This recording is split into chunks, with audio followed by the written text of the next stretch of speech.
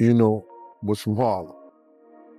And when I seen Mace driving around in California with Stevie J and this other guy in a drop-top white Benz, I flipped on him. I was like, yo, my man, you from Harlem. Don't you know these cats out here will tear your head down to the white meat? What's wrong with you? It's not sweet out here, bro. Then Mace said, yeah, I know. And how they was telling him that they wanted Big and Puff, and he was all right. He was good. Mace did not show up to the party the night Big got murdered. He said he was in the room with Brandy. Recording y'all. No, I was recording Only You. I was recording Only You. And once that record came out, it was probably like a week or two later. And then I was showing up at a video to do Only You. So it was that fast. Then the locks was already signed. And then I think like that next week, once the record started going crazy, it was like, yo, we got to sign. We got to sign. All right, so we're going to get to it. What did Puff do to piss you the fuck off? How did he do you dirty if he did you dirty? And what is doing dirty if a motherfucker puts you on? That's really good. Let me take my shades off. Eugene Deal spilled the tea on how Mace managed to break free from Diddy's control. Mace was stuck under Diddy's tight grip at Bad Boy Records, dealing with shady business moves. Diddy was playing puppet master, keeping Mace in check with tight contracts and fake deals. This nigga told me he want receipts. Let's start with your mother, nigga. Your mother got the receipts, nigga. Everything is in your mother's name. That's the one who got the receipts, nigga. You need more proof, nigga? Biggie ain't here, so Big can't give you no receipts. He dead. Craig Mack can't give you receipts. He dead. What are you talking about? Who else? Black Rob can't give you receipts. He dead. And everybody else you made sign paperwork so they can't talk about what I'm talking about. I'm the only one with the guts. And I sign it, nigga. Cause I ain't need the money. All money ain't good money. Remember that. Remember that. Remember that, nigga. You know who to play with, nigga. Let's hear what John had to say. A few weeks ago, Mace, he went viral over some comments he made about the night that Biggie got killed. He said that after Biggie got killed, over 70 Bloods went to his hotel room looking for him to try to kill him. And he said that she was the only one that came to his hotel room to get him. Well, Mace, was from Harlem. And when I seen Mace driving around in California with Stevie J and this other guy in a drop-top white Benz, I flipped on him. I was like, yo, my man, you from Harlem. Don't you know these cats out here will tear your head down to the white meat? What's wrong with you? It's not sweet out here, bro. Then Mace said, yeah, I know. And he told me about the basketball game or something that he went to. And how they was telling him that they wanted Big and Puff, and he was all right. He was good. So Mace did not show up to the party the night Big got murdered. He said he was in the room with Brandy. Right?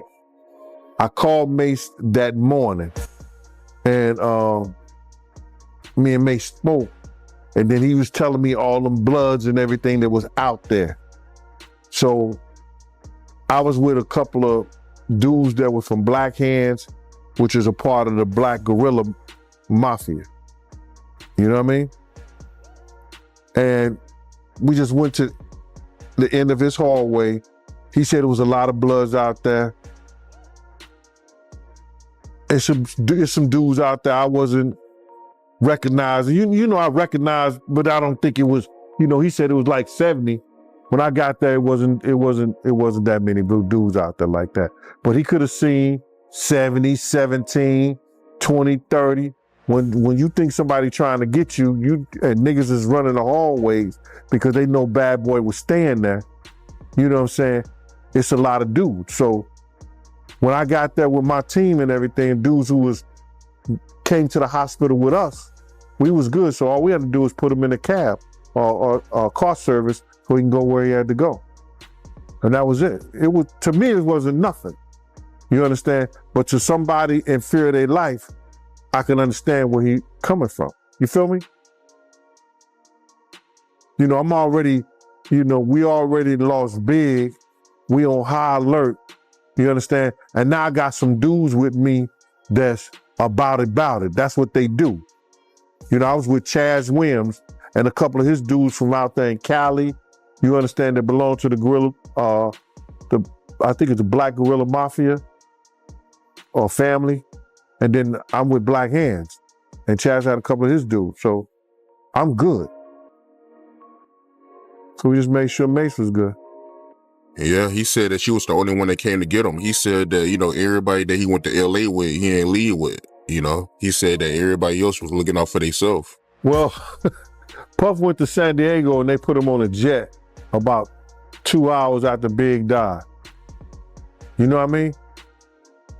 So, Clarence Avant and, what's his name? Clarence Avant and Andre Harrell made sure we did that. I was supposed to go on the plane with him, but I was like, nah, I ain't effing with you, bro. I'm out of here. So I went with the thing because we was going to follow him that whole 120 miles.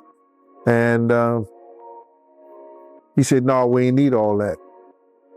So I didn't understand that. So I just jumped in the car with Chaz and the other teams, and we went back to the hotel and then got that call from Mace early. And I called them and they came back over with me and we went on and did what we had to do.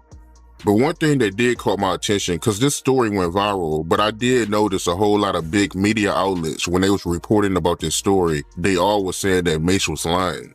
Nah, Mace ain't, they might, you gotta understand when you scared and you see, a bunch of dudes, whether he said it was 70, 30, 20, 10, you in fear of your life. You understand? So when you in fear of your life and then everybody that you come with ain't that no more and ain't picking up their phone, you're gonna you're gonna feel a certain way. I can understand where he's coming from. Or I can say I feel where he's coming from. But every time he called me, I picked up my phone. I'm gonna pick up my phone. Cause all us should have been going back home. I gotta live with that. I'm not about to let Diddy slide. Whenever Diddy says 2 words about me, I'll respond with 15 interviews on the podcast, to be honest. Tuesday. Yeah. Friday, you was recording your album. No, I was recording Only You. I was recording Only You. And once that record came out, it was probably like a week or 2 later. And then I was showing up at a video to do Only You. So it was that fast. Then the locks was already signed. And then I think like that next week, once the record started going crazy, it was like, yo, we got to sign him. All right, so we're going to get to it. What did Puff do to piss you the fuck off? How did he do you dirty if he did you dirty? And what is doing dirty if a motherfucker put you on? That's really good. Let me take my shades off. Now I could say this because it's not something I didn't say to him. Puff, how do I want to say this? Me and Puff was like, I felt like I did more than I got credit for, more than I got paid for. You felt or did you do that? Because you said felt. Like okay, feeling. Let's clear that up then. You saying you feeling that? No, we're going to keep it with, because I'm trying to be nice.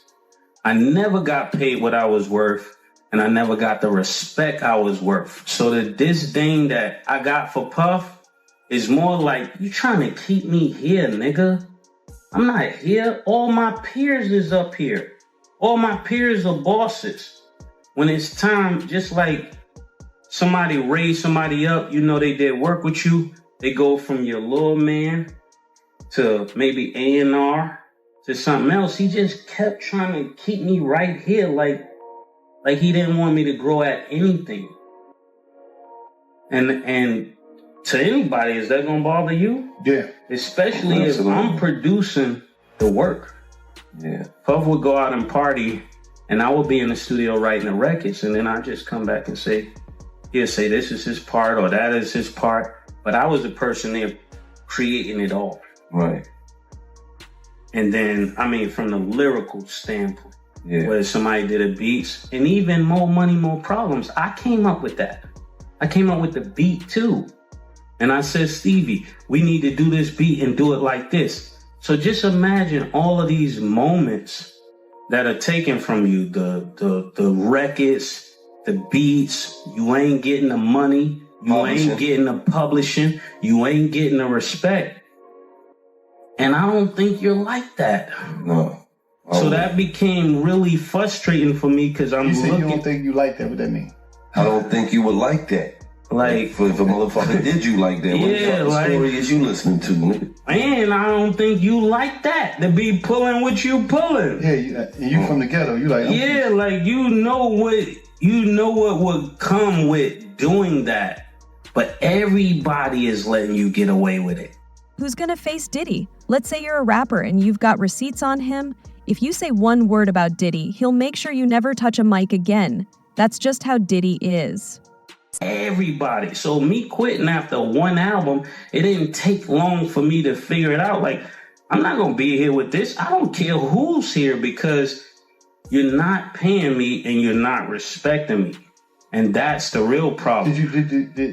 All right. And that's just the beginning. All right, then go ahead. there's people that try to do bodily harm with me. They will be in the house with Puff. So I'm like, it's a funny game y'all playing behind the scenes. So when people see me, they just see me turned up. They just see me agitated. They just see me aggressive, but they don't know why. So if somebody, let's just say we run down on Gilly car, if we got guns or whatever, where we got them, and we trap Gilly, and then the next week you see Wallow with me at your house, how are you gonna feel? Yeah, I'm snapping out. Tweaking, right? So now my head is bugging, like what's really going on? Because every time something happened to me, it's somebody that's with him. But this is supposed to be the nigga I'm signed to. This is supposed to be who I'm getting money with. And I gotta say this because when people see me irate and they see me aggressive, they wanna, oh, what is Mace doing? Mace is bugging. No, it's a point you get to that you like, yo, I can't let you play because you playing now dangerous games. So imagine somebody doing that and then they over there talking about brother love. Imagine how you feeling, bro. So it's like you holding I can't blame Puff for this because I can't say he's doing it, but I can't say he's not. So if you look at the people who hate on me, right? They're from Revolt shows. Who run Revolt? The people that had the biggest problems with Mace and write the craziest stuff about Mace come from Revolt.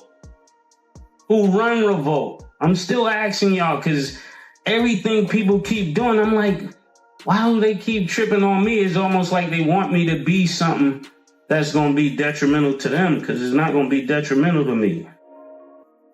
Damn. So answer that though, since we really talking. Puff run Revolt. Diddy run Revolt. Yeah, he run Revolt. Right. So when I hit him up and I say, yo, you got people every time they trying to discredit my name, you don't think that blocked me from other deals? You don't think that blocked me from other monies? You don't think that does something to my You livelihood? Black Ball right now? Mace is not the only one who's seen too much to be real. Gene has been speaking up for as long as I can remember. Well, the way I feel, if I was Kim Porter's father and I seen that, I could only imagine what he may have thought his own daughter went through. Kim has some things that happened to her over the years, broken nose, bruises, ankle injuries. A lot of things happened to Kim that she never explained to her father. So to see that girl take that beating like that, her father probably thought within himself, That's some of the things that happened to my daughter. And it has to be sickening to him, knowing that his daughter probably went through the same that Cassie went through. Yeah, he made a comment saying that he was disgusted when he seen that video. He even said that he wouldn't even do a dog like that, the way Diddy did Cassie. Yeah. His heart would go out to Cassie because he's looking at the fact that his daughter's not here to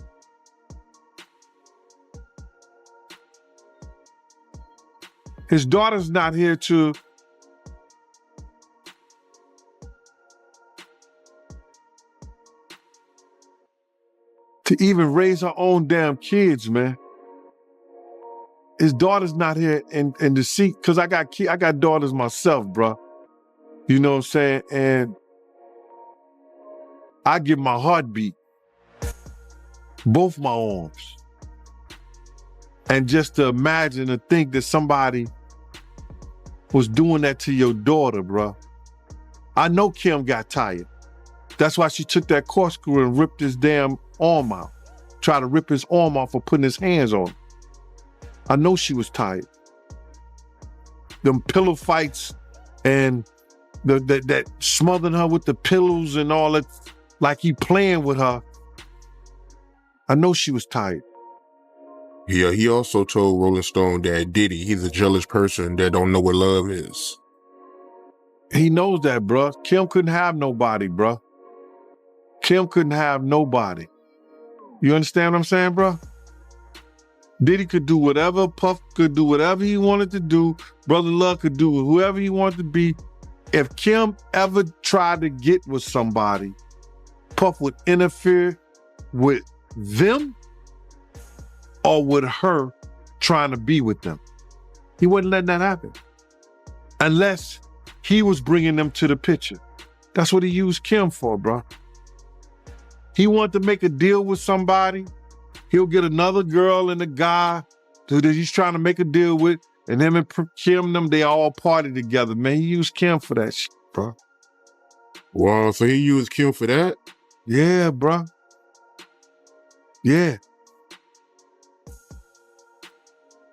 You don't do that to somebody you're supposed to love, man. Do you remember any situation where he used her for that? I know a couple situations, but I know the people so well, man, and so good, and they some good people in Atlanta that had major groups that they party like that with them and their girls or the girls they brought into that, and I'm not gonna mention their name, man. But they know who I'm talking about. I got a lot of respect for dude, but I know of situations.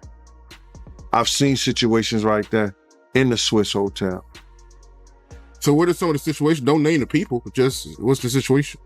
When he used Kim, to party with him and his girl and the other dude, and they switch up, they do their thing, they do all, they do that rock and roll lifestyle, bro. So he was using her for sexual activity, like orgies and, threesomes and stuff like that. Yeah. With other girls, other guys, yeah. Also, Kim Porter's dad said that Kim loved Diddy, but they couldn't stay under the same roof together.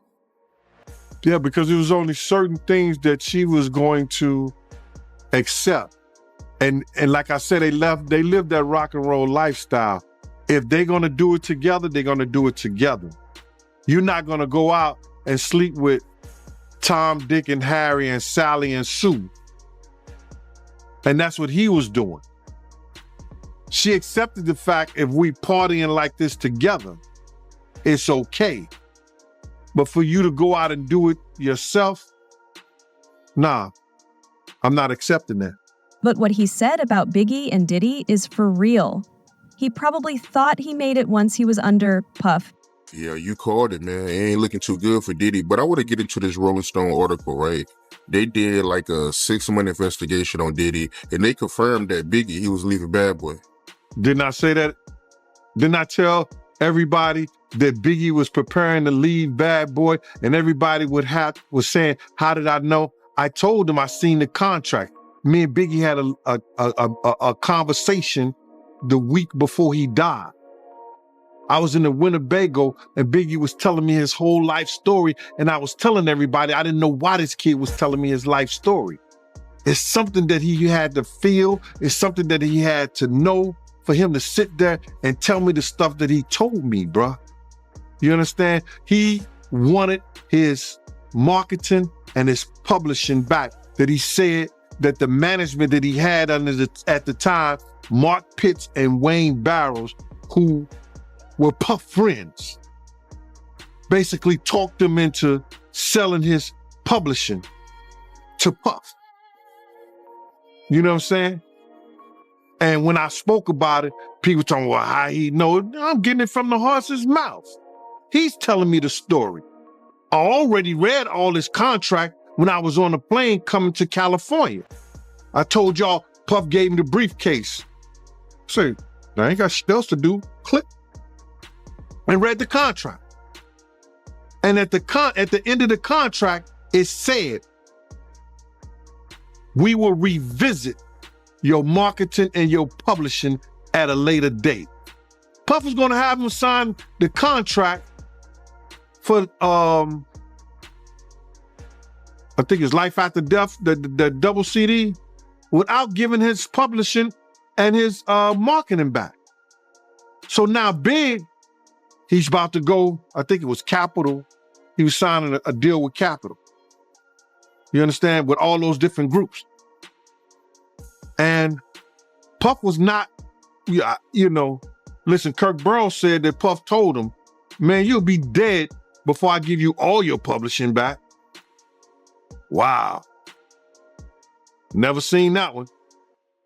I ain't hear about that. So you said two of Diddy friends talked Biggie into giving him his publishing? Well, Mark Pitts and Wayne Barrows, they were doing the management. Those are Puff friends from college. Mark Pitts and Puff went to Howard. I think Mark probably graduated, I don't know. But his stay at Howard, then he came to work for Puff.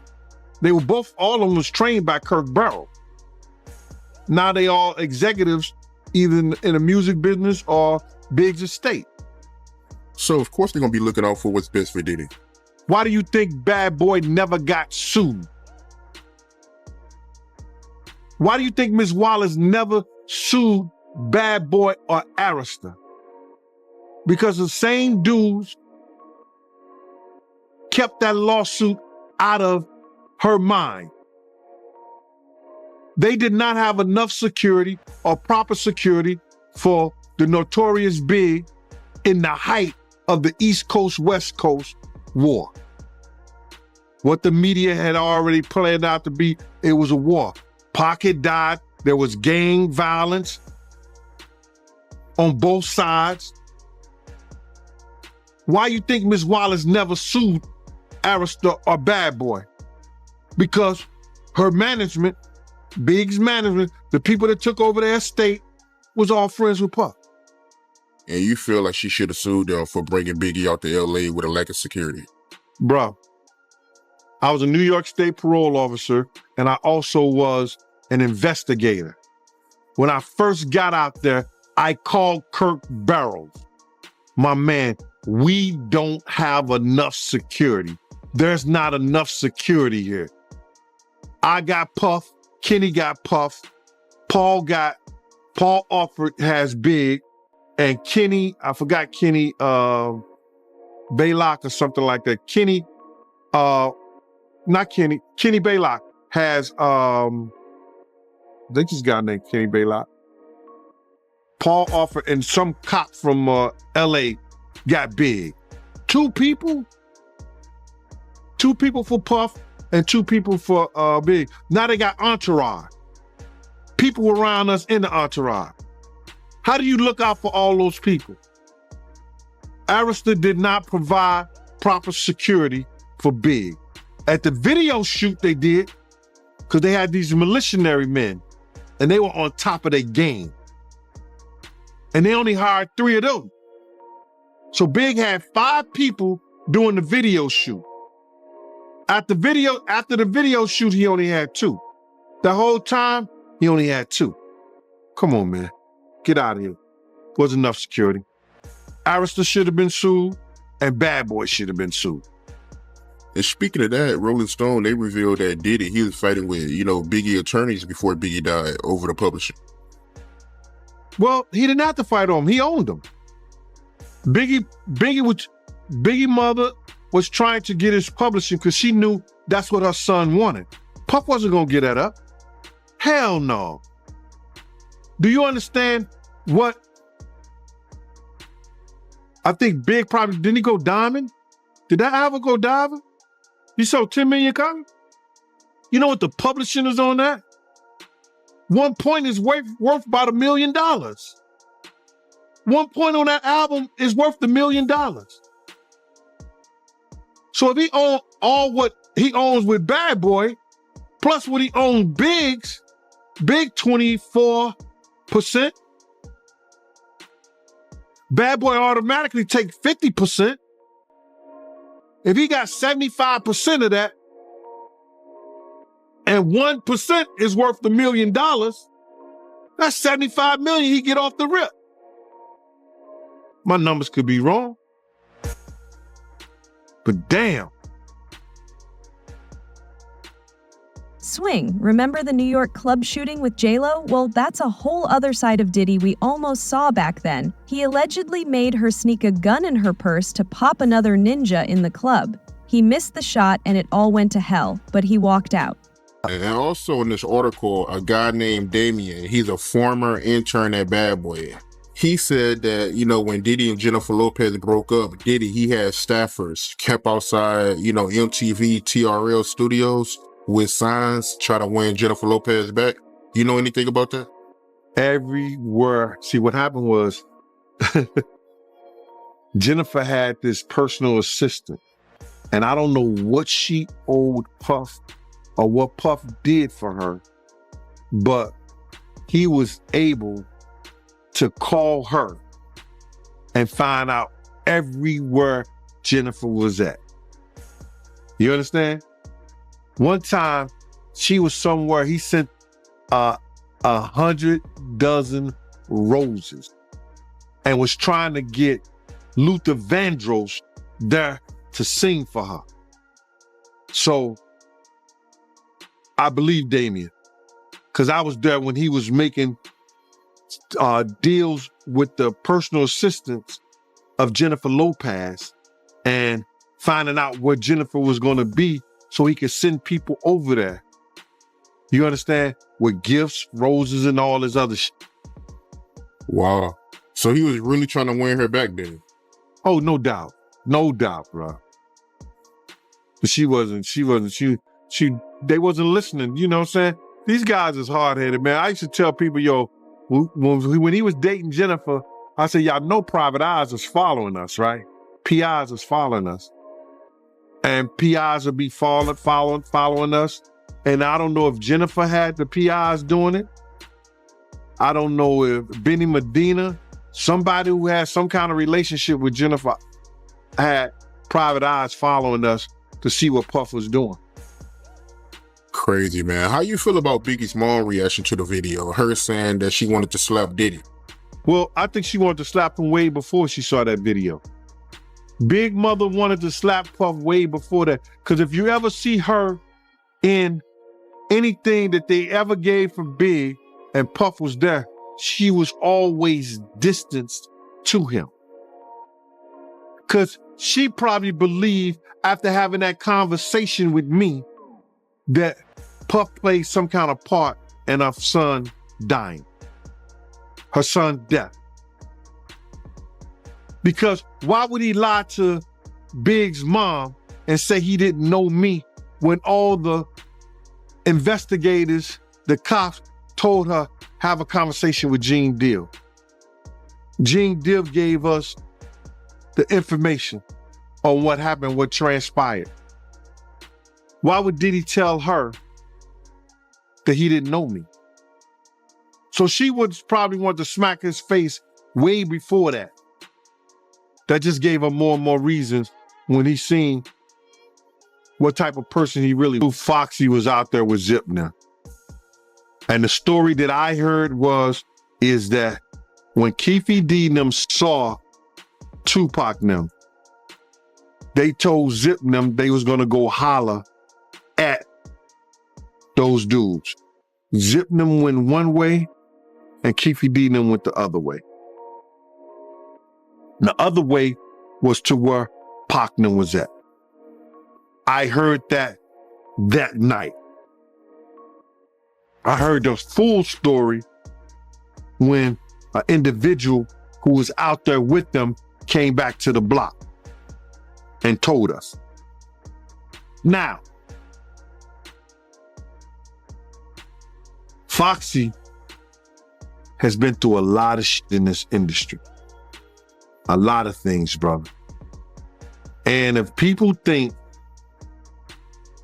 there's Jaguar Wright has been damaged in this industry,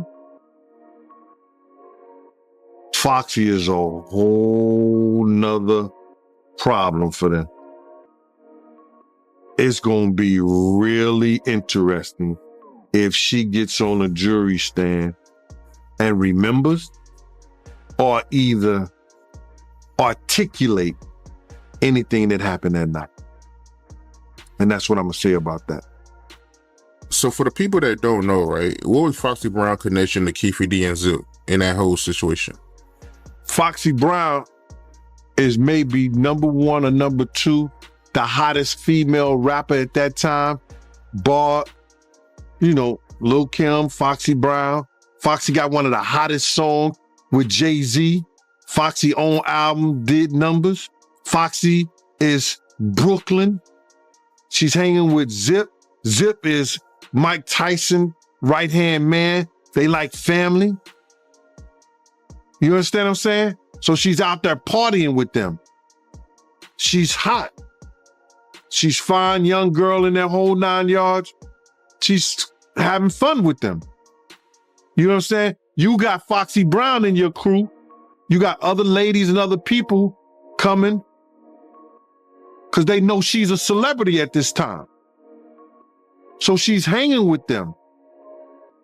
She got passes to go, to the party. She got passes to go to the fight because she's with Zip them. You understand what I'm saying? So now, she's in the car with them so happen when they on their way to 626. That's when Keefe D them is in the other car. So Foxy car in the car with Zip and them, she could testify that Keefe D was there. He went one way and we went the other way. Did he go see Pac and them? She can't testify to them because they wasn't there when it went down. You understand what I'm saying? So that's what they probably wanted to do. Zip ain't here. He probably wouldn't have testified in the first place. You understand what I'm saying? He wouldn't have testified in the first place. But Foxy is here and she was at the scene. Can she place Keefe D in the vicinity? She probably could. But my thing is this, right? If she was out there with Zip, I always heard that she was dating, Corrupt at that time. So I'm a little confused. Like, how did that work? Bro, that don't mean she's sexing Zip and them. She out there, they homeboys. Zip from New York, she from New York. That's their protection. Zip got bodyguards and people with him. So that's because she's with Corrupt. That don't make she's out there doing nothing with them. She's a young lady. She's out there. She needs to feel safe. She needs to feel protected. And she a superstar. She's a star. Foxy was still a star then, bruh. In 96, Foxy was a star still. You think she gonna testify? She has to. If they subpoena her to testify, she either has use her Fifth Amendment right. Jay-Z is involved too. I didn't know they played like that. They ruined her career so fast. Another thing that Suge said on his American Nightmare documentary was that when the shooting occurred with Tupac, that he grabbed Tupac and pulled him down. And that's when he got hit in the head. But he said he looked at the car, and he says it's a white Cadillac. He said, I looked in the car, and I saw a guy with fear in his eyes because he thought he got himself a trophy. He didn't say KPD's name or Orlando's name or anybody's name, but he's basically saying that he had eye-to-eye contact with somebody in that Cadillac. And I remember KPD always saying, you know, I thought Suge was gone. I saw him get hit in his head, and he looked right at me. We locked eyes. I just wanted to get your thoughts on, you know, because I know you were around him. Has he ever privately told you, or have you ever privately heard him say it was Southside? We're getting right up to this point right here. At the last minute, one of the dudes who deal with Reg, it's something that he know not to do. Pulls in, we stop this light. He cuts in front of us. As he cuts in front of us, we stop in here. My road dog pulls in this lane, telling me to get over. As I proceed to get over, the other car comes right there, and it's a Cadillac. When the Cadillac starts shooting,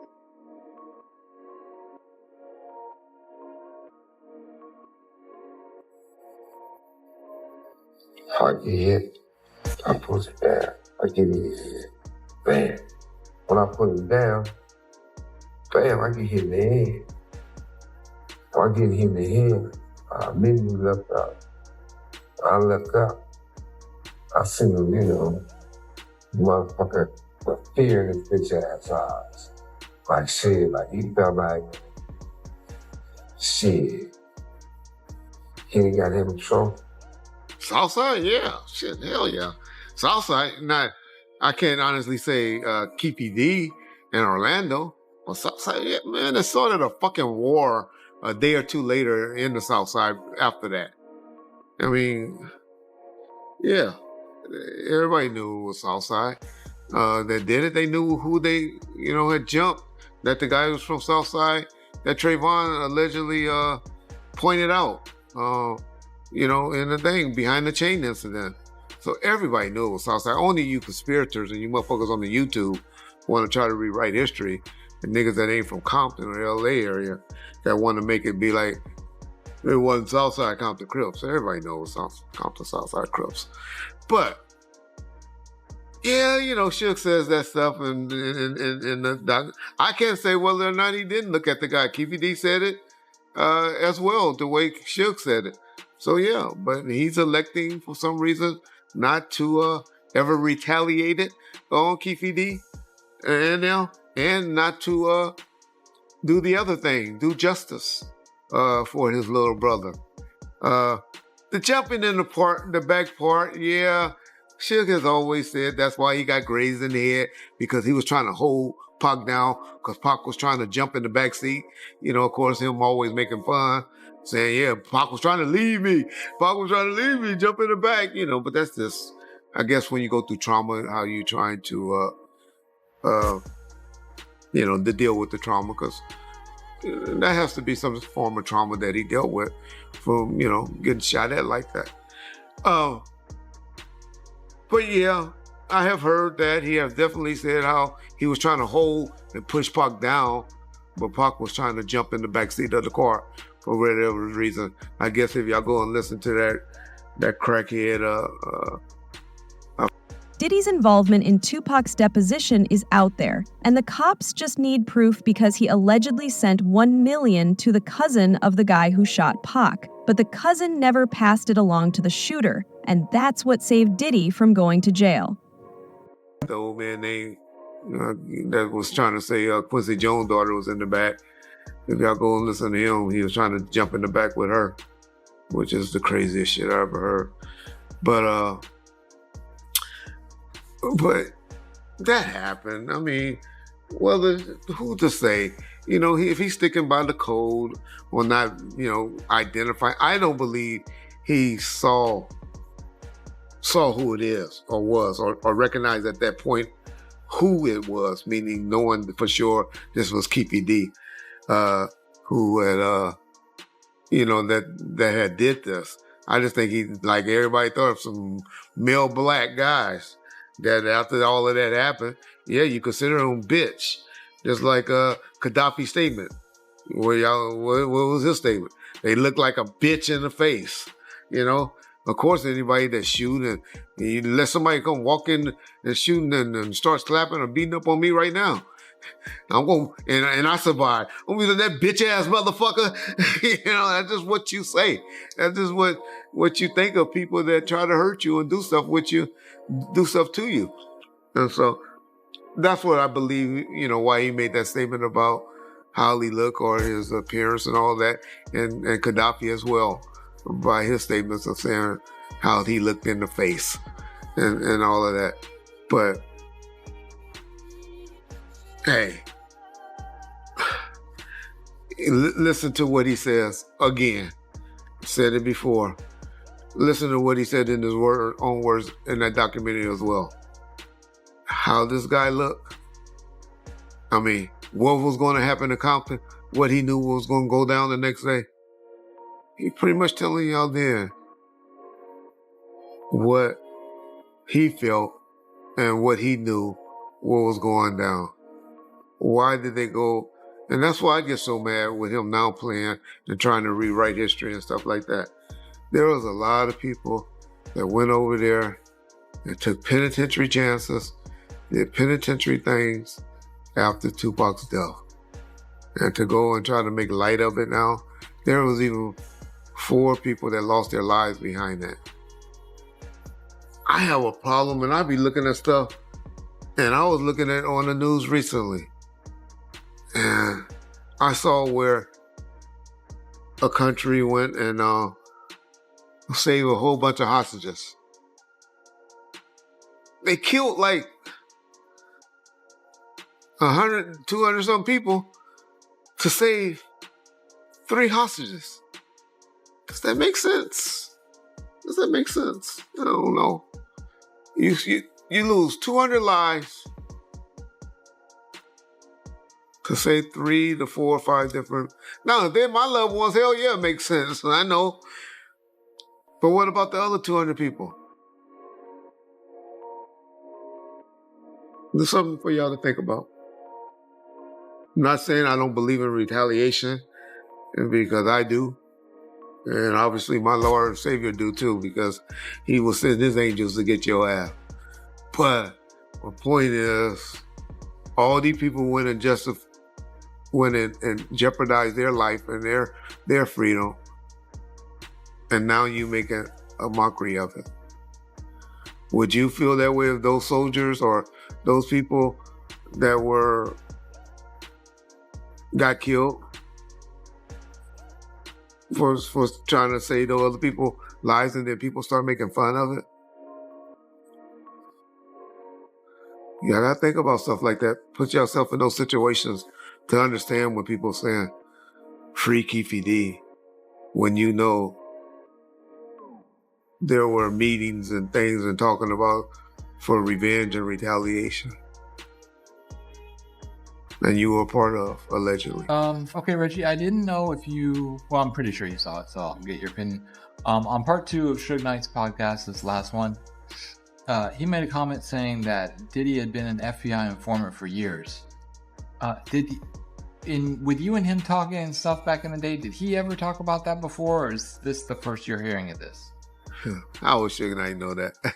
Everybody's so funny how everybody know who FBI informers is, and the only reason you know because you're an FBI informant and all that. Y'all think informants don't talk. They don't tell stuff in advance of what's going on. And it's not like informants are generally not known like that. Now, I know that people that made those accusations about Diddy being one of the ones, and Jay-Z going back and giving up the information on them when they were talking about formalizing the Lucky 7. That's what I always heard it was, the distribution company, when they were trying to make a 7th big major distribution company. And so I know some people made that accusation, but that, because they, Puffy didn't get indicted. I think Marine got indicted at that time, and then they were messing with Suge at that particular time. And then we all know what happened to Jay Prince. But if we look at all three of their situations, we understand why the feds wouldn't after all three of them if we keeping it real. But I do remember, and Suge, I'm going to make you remember. Suge and I were in New York one time. It was just me and Suge. We was on our way actually to meet Sam Snead in Pittsburgh, I think he was at. For some reason, Sam Snead wanted Suge to come to Pittsburgh to meet his father. And we were on our way to go to Pittsburgh. But we ended up not going. We ended up going to Rochester, New York. Not Rochester. Into where JoJo and KC from. Somewhere in North Carolina. But we were on our way to meet Sam, and we didn't go because Puffy called him at the last minute. And this is like before Pop. This was like 90, sometime in 95 though. And we went to his office. We went to Bad Boy's office. And I remember we going there, and in the meeting, I was in the meeting for some reason. I don't know why I was sitting in there. But Puff was complaining about how did, man, these feds are on me like crazy. How did you get them off you, Suge? Because I know they've been following you. And, man, what can we do? What can I do to get them off me? And Suge gave them some bullshit, They probably wasn't on us at that time. I don't think they were. I don't think they got back on us until after the Tupac shooting, which would have been in 96. But at one time, they were on Suge. And so Suge told them some shit about this or this and gave him some book, but they talked about it. So Puff did believe in like 94, 95 that the feds were following him around. Now, we also heard stories, and I know y'all gonna tell me in the comment section that Gene Deal went down to the federal government and he was aware of it and told something about Suge and them or something like that. But my point would be, people don't know if he's informants, and if he was an informant, who do he have some paperwork on? Who has he put in jail? Who's went to jail with anything concerning Puffy that we know of? So I'm not here defending Puffy. I think Puffy is the biggest slime ball. Well, not the biggest, but a slime ball. But I don't know where Suge gets that from. Suge has called Snoop an informant. Snoop did not testify throughout the statement before, but I don't believe he was a federal informant. Puff, everybody, I guess, Suge has been called down to the federal government before. I have been down to the FBI office with Suge before, where they had brought him in and called him in. Now, it was generally because one thing y'all don't know is when the FBI on wiretaps and stuff like that, and they hear threats against your life, they can't sit on it. They got to notify you. And Suge has been notified at least 2 to 3 times by the FBI that there's somebody that had a threat on his life, that they overheard a threat against his life being made on some phones. So that would be my take. My only thing would be when Suge making statements like that is, how the fuck would you know? And then, if you believe that, if there's evidence of that, who went to jail behind that? I get called being a federal informant and all of that, and number one, I can't be an informant. I was an ex-cop. But number 2, who, other than me being a cop, ever went to jail behind something that I inform on? Y'all pull that paperwork up and y'all show that. Every time I went to court helping niggas. And so that would be my take. It's just everybody always been accused of being an informant. That's our go-to word. You're either an informant, a snitch, or you're a faggot. One of the 3. It's unfortunate that that's just the world we live in now. That's to go back or we fucked your wife, or we fucked your bitch. Got about those. That's our go-to.